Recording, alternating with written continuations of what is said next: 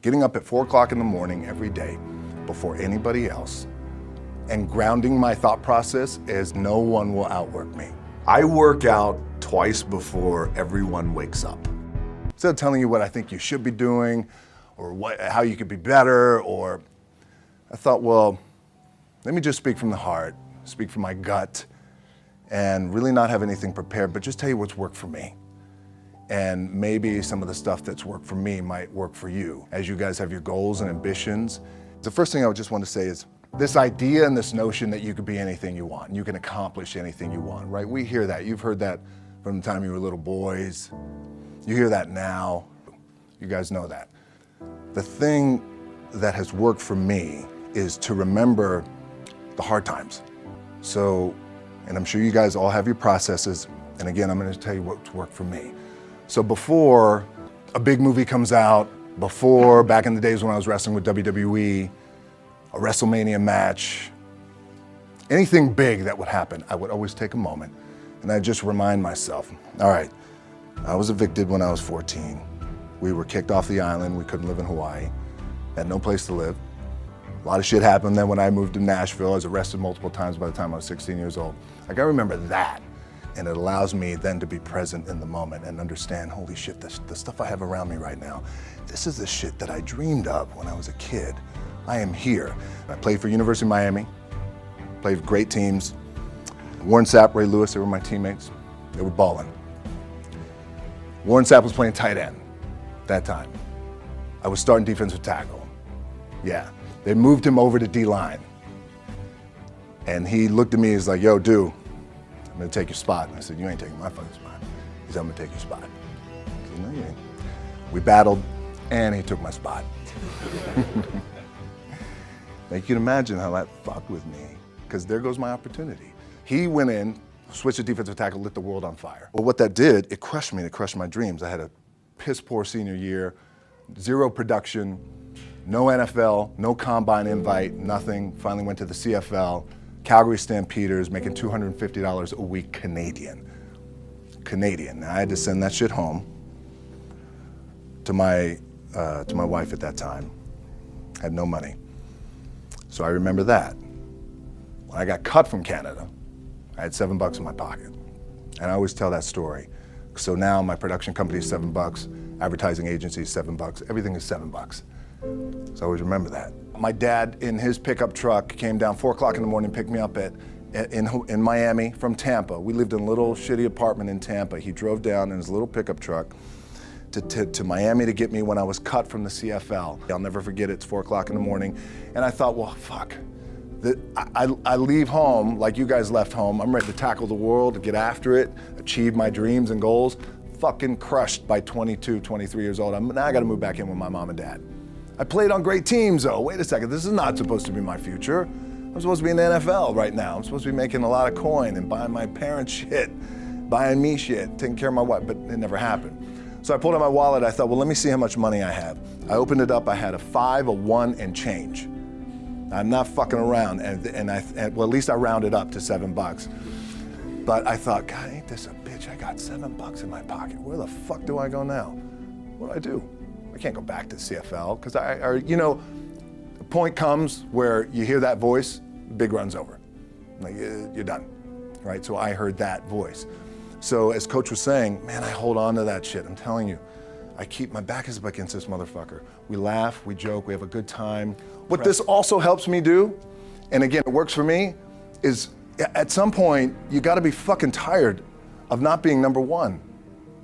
You have to be, and you gotta fucking play angry, and I play angry. Now, I'm cool and calm with my approach, and when I step out on my field, which is a set, or, like, there's some, and you're always gonna have haters, and haters are like, well, God damn, man, how many movies are you gonna make, or how much shit are you gonna do? Like, you do a lot of shit. I say, yes, it's my ambition. Of course, why not? I could do it.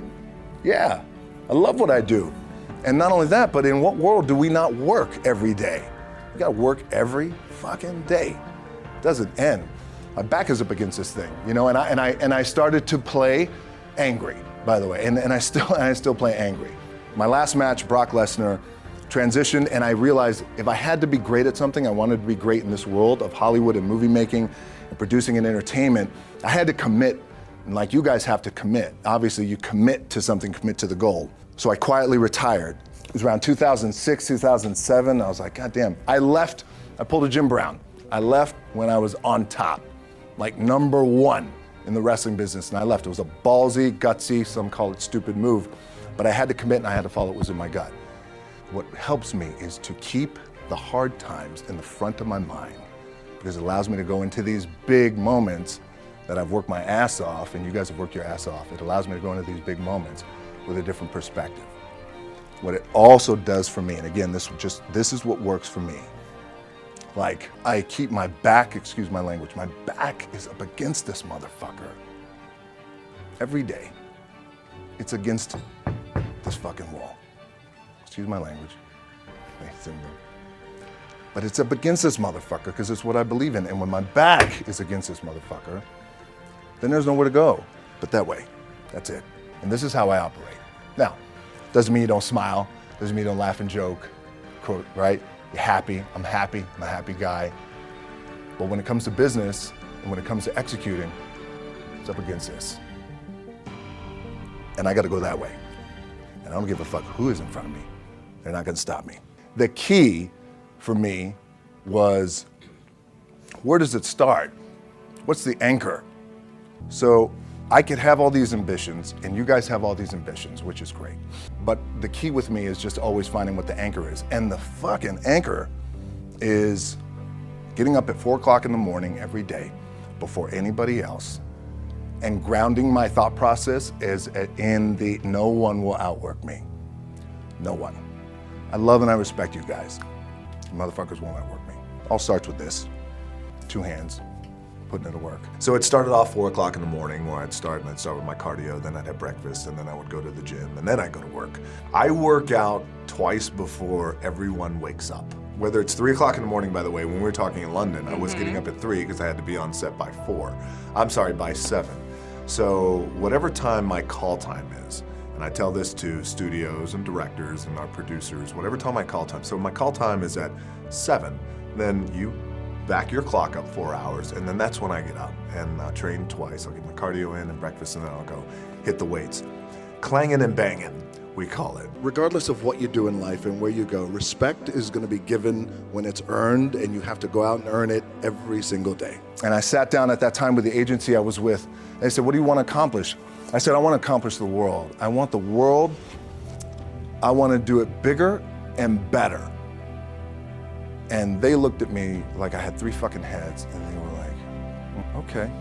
But I still stayed focused, and I still had still put in the hard work with my 2 hands, and that's it. And that's what it comes down to with you guys too. You know, look, but the one thing I do want to leave you with is, as you guys know, there's nothing you can't accomplish. You're gonna go on, you're gonna become world champions. You can win an NBA championship, MVP of the league, you could become president, you could become governor, you could be in entertainment, you could do Charles, and you could do Shaq, you could do that, you could do whatever you want to do.